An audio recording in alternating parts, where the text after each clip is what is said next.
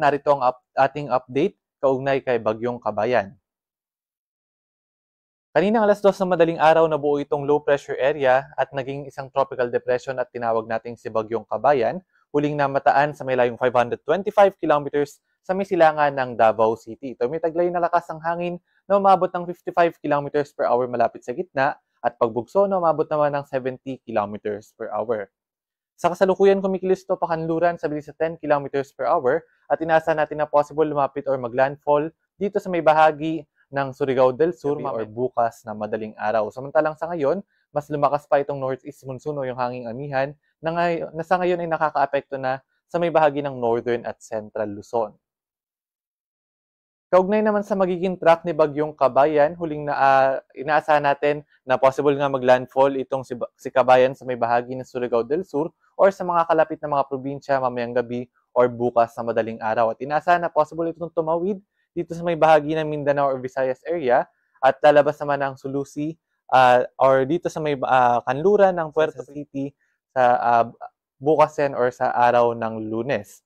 At sa araw ng Martes or Miyerkules ay maaari naman itong lumabas ng ating Philippine Area of Responsibility at dito dadaan sa may bahagi ng Pag-asa Island. Ngunit sa kabuuan, habang tumatawid itong bagyong si Kabayan ay maaari nitong mapanatili yung tropical depression category, although hindi natin inaalis yung possibility na mag-develop ito into tropical storm bago pa man maglandfall, at hindi rin natin inaalis yung possibility na dahil sa kalupaan o dadaan ito sa Mindanao ay maaari itong humina into low pressure area at bago pa man maging tropical depression uli dito naman sa may bahagi ng Sulusi. At pagkatapos ng tropical depression development, ay maaari ito magpatuloy na tropical depression hanggang paglabas ng ating Philippine Area of Responsibility.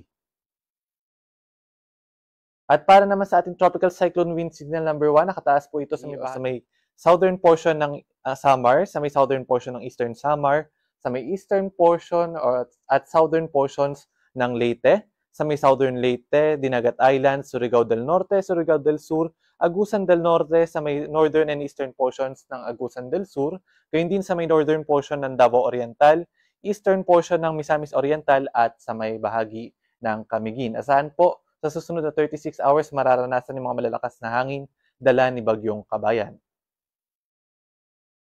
At para naman sa ating heavy rainfall, inaasahan natin na magdadala ng malalakas na mga pag-ulan itong si Bagyong Kabayan at maaaring umabot ng heavy to intense rains dito sa may bahagi ng Surigao del Sur ngayong araw. At inaasahan naman natin ng moderate to heavy na mga pag-ulan with at times intense dito naman sa may bahagi ng Dinagat Islands, Surigao del Norte, Agusan del Norte, gayon din sa may eastern portion ng Agusan del Sur, northern portions ng Davao Oriental at ng Davao de Oro. At bukas, sinasa naman natin ang ang heavy to intense na mga pag-ulan sa may bahagi ng Surigao del Sur, Surigao del Norte, Dinagat Islands at sa may southern Leyte. Gayun din, moderate to heavy with at times intense. Dito naman sa may southern portions ng eastern Samar at gayon din sa may eastern portion and southern portions ng Leyte, Bohol, Cebu, Negros Oriental, Siquijor, Camiguin at sa may Misamis Oriental. At gayon din dito sa may bahagi naman sa may northern portion ng Bukidnon, Agusan del Sur at sa may Agusan del Norte. Pinag-iingat yung ating mga kababayan dyan samantala ng mga pagbaha at pagguho ng lupa, lalong-lalo na inaasahan nga natin na magkakaroon ng mga malalakas na mga pag-ulan na dadalhin nitong si Bagyong Kabayan sa mga nabanggit natin mga lugar. Paghahanda po sa ating mga kababayan at pag-iingat sa mga banta ng pagbaha at pagguho ng lupa. At para naman sa mga malalakas na hangin naman ang dulot ni Bagyong Kabayan, inaasahan natin na ngayon hanggang bukas.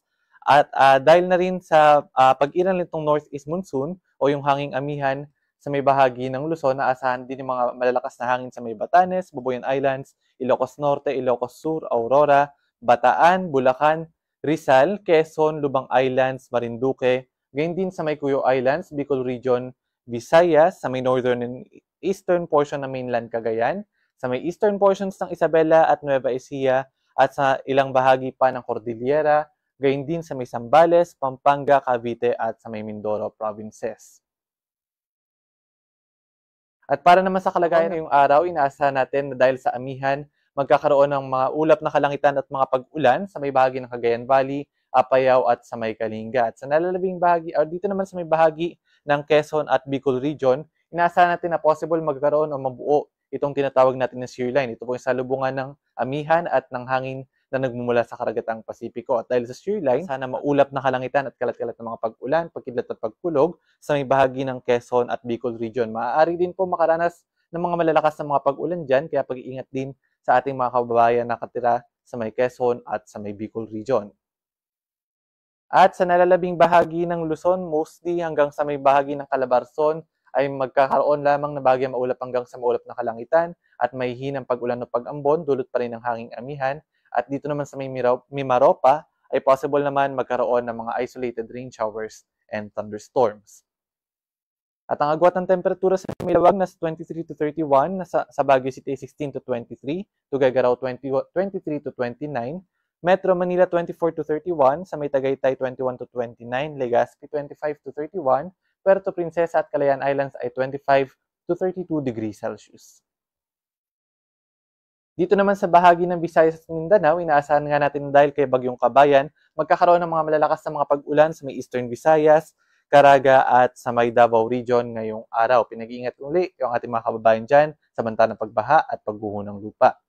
Gayun din mga isolated rain showers and thunderstorms na magiging madalas ngayong araw dahil sa paglapit ni Bagyong Kabayan ang mararanasan sa nalalabing bahagi ng Visayas at ng Mindanao. At ang agwat ng temperatura Iloilo nasa 26 to 32 degrees Celsius. Gayun din dito sa may Metro Cebu, sa may Tacloban ay nasa 25 to 31. Dito sa may Cagayan de Oro 26 to 31, Metro Davao 24 to 32, at sa may Zamboanga City naman ay nasa 24 to 33 degrees Celsius. At para naman sa lagay ng ating karagatan, sa ngayon nakataas yung ating gale warning sa mga baybayin sa may Hilagang Luzon dahil sa pag-iral ng hanging amihan. Dito sa may bahagi ng Ilocos Norte, Ilocos Sur, La Union, Pangasinan, gayon din sa may Batanes, Cagayan, kasama na yung Babuyan Islands at sa may Isabela. At dahil naman sa bagyong si Kabayan, nakataas yung ating gale warning sa mga baybayin sa silangan ng Visayas at Mindanao, partikular sa may Eastern Samar, Southern Leyte, Dinagat Island, Surigao del Norte, at sa may Surigao del Sur. Hanggat maaari, wag mo nang pumalaot sa mga nabanggit natin mga baybayin dahil sa malalakas sa mga pag-alon, dulot ng hanging amihan sa may at ni Bagyong Kabayan dito naman sa may bahagi ng Visayas at ng Mindanao.